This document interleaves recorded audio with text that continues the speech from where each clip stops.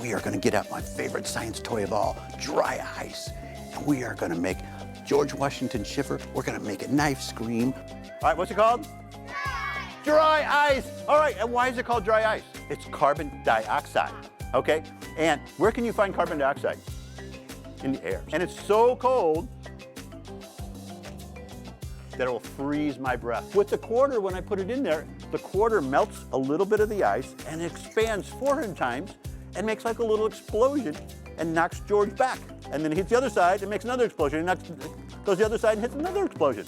So that's why he's rocking back and forth like that and shivering back and forth. Is that weird? Is that silly? And so when I put my knife on there,